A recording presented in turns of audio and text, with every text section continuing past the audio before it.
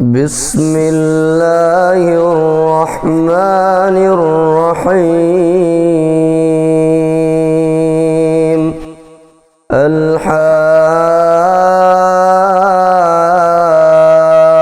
الحاقة ما الحاقة وما أدراك ما الحاقة كذبت ثمود وعاد بالقارعة فأما ثمود فأهلكوا بالطاغية وأما عاد فأهلكوا بريح صرصر عاتية سخرها عليهم 7 ليال و8 أيام حسوما فترى القوم فيها صرعا كأنهم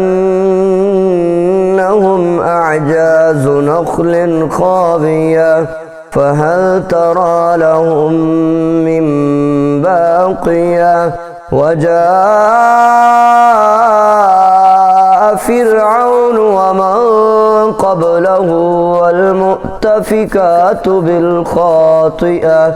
فعصوا رسول ربهم فأخذهم أخذة رابية إنا لما طغى الماء حملناكم في الجارية لنجعلها لكم تذكرة وتعيها أذن واعية فإذا نفخ في الصور نفخة واحدة وحملت الأرض والجبال فدكتا دكة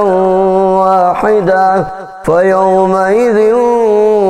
وقعت الواقعة وانشقت السماء فهي يومئذ واهية والملك على أرجائها ويحمل عرش ربك فوقهم يومئذ 8 يومئذ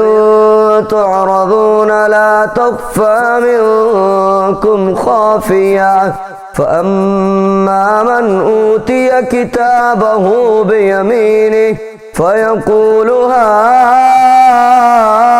اقرءوا كتابيه إني ظننت أني ملاق حسابيه فهو في عيشة راضية في جنة عالية قطوفها دانية كلوا واشربوا هنيئا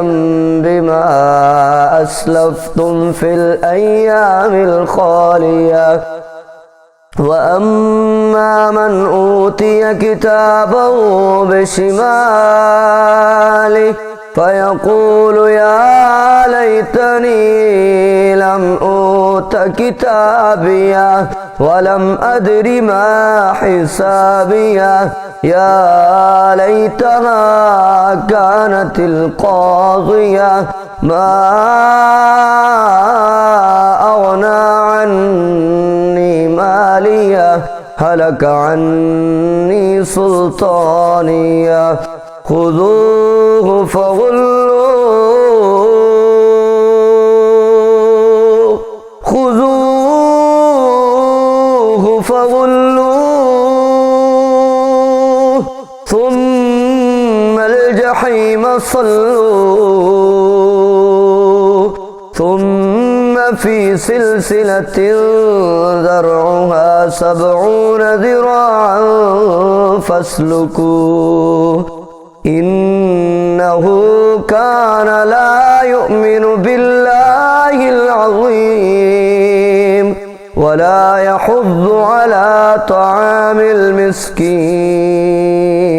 فليس له اليوم هاهنا حميم ولا طعام إلا من غسلين لا يأكله إلا الخاطئون فلا أقسم بما تبصرون وما لا تبصرون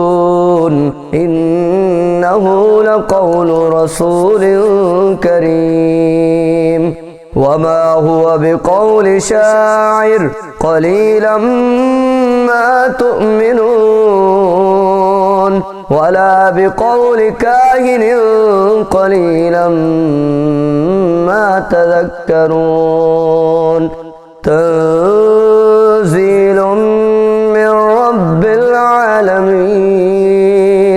ولو تقول علينا بعض الأقابيل لأخذنا منه باليمين ثم لقطعنا منه الوتين فما منكم من أحد عنه حاجزين وإنه لتذكرة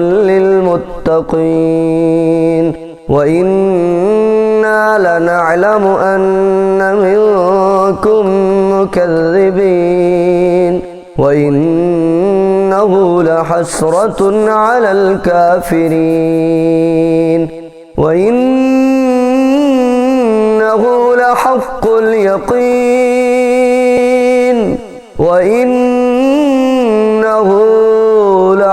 اليقين فسبح باسم ربك العظيم.